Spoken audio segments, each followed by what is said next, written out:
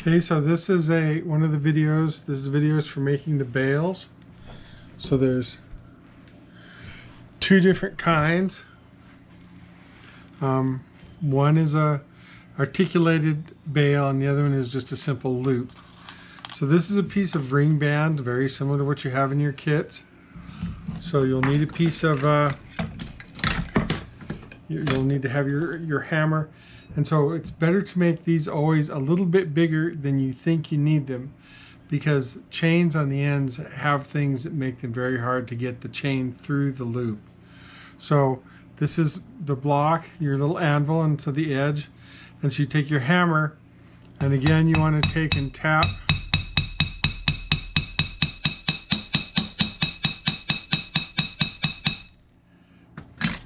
and make that end pointed. So it's not straight, because otherwise you'll have something that will catch. And if you're worried more about that, you can take your file and round it off a little bit on the sides and make sure it comes down flush on the back side.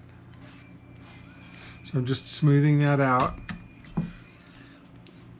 So this is if you're going to make the loop that's front facing. So you have round nose pliers in your kit. And so you just take your round nose pliers and you want to go further back in the jaw of the plier, and you'll just take and twist it like this until it meets. So you'll have this sort of P shape. And you can take this, and this right now doesn't quite touch. So I'm going to just make this a little more round. And I'm going to make it touch it down, and then I'm going to just tap it a little bit to make sure everything is straight, and it still doesn't touch. So I'm going to just put it on end like this with the P part coming up, and tap down into it a little bit, and to get it to touch as close as you can to touch. Because if it's touching, you can get a little drop of solder in there and make it a little more stable.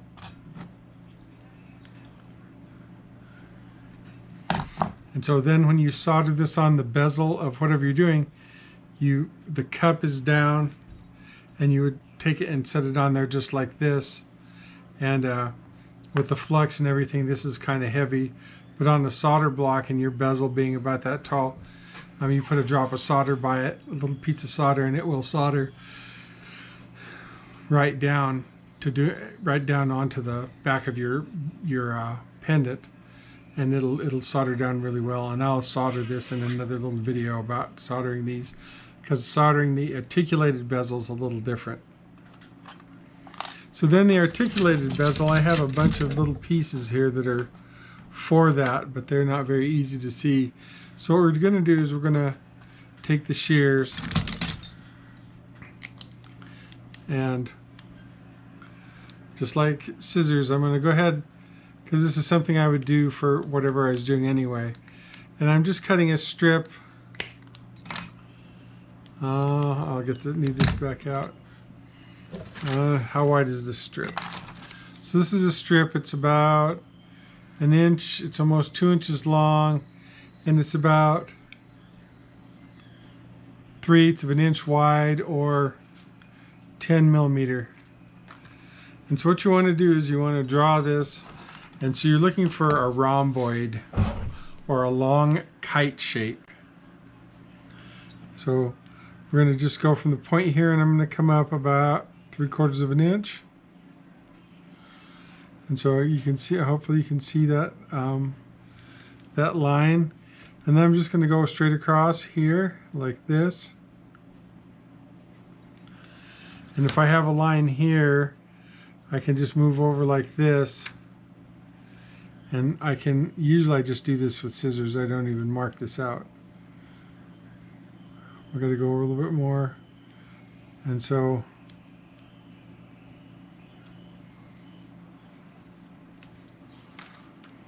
it's kind of funny, but it's this sort of angled shape like that. Oh. And I'll show you what it looks like here in a second. So I'm going to go ahead and cut on this line. and cut it straight out. And then these pieces you can use to make raindrops, and I'll do that too when I get to soldering this stuff. And then you cut the other line out.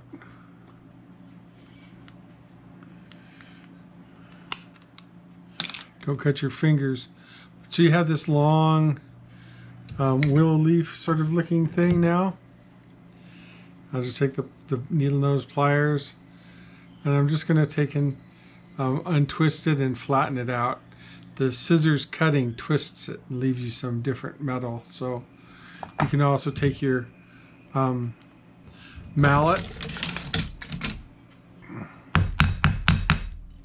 on your anvil and tap it out.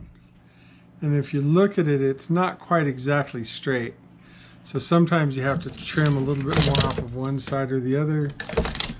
What happened to my spring?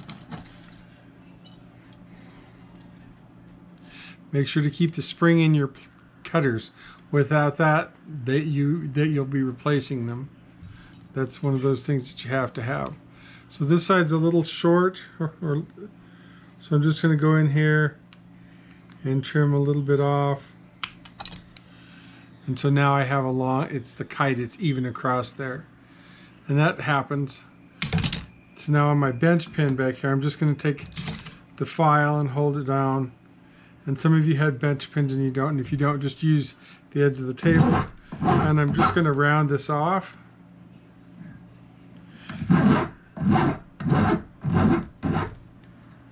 Just like so. And file on the back side, take those little burrs off. And so now I have a willow leaf. Nice long round thing, fairly even. I'm going to take my round nose pliers. And this is important. So you hold it in the middle and you bend one side up a little bit and then the other side so that you get this kind of a shape. Then you want to turn it around, put it back in the pliers and bend one side up again and the other side. And you want to keep doing that because then if you try to push too much with the if you try to push too much and do it all at once, it'll make it lopsided and crooked. So what I'm trying to do here is get this to be nice and even on both sides coming up. And I'm just going to go down a little further in the jaws, and I'm going to squeeze it down back and forth, turn the jaws around and squeeze it again. And so the ends are not quite meeting up, so I'll fix that here with the pliers. I'm just going to take and grab it like this and kind of push it around back and forth until I get them to line up pretty well. If you need it to open up, you can put your pliers in here and you can pull it open a little bit. So I'm going to take the cutters, and one side will be a little bit longer than the others and the other one will be a little shorter. So the shorter one, you want to trim it off just a little bit. So it's a little bit shorter than the other.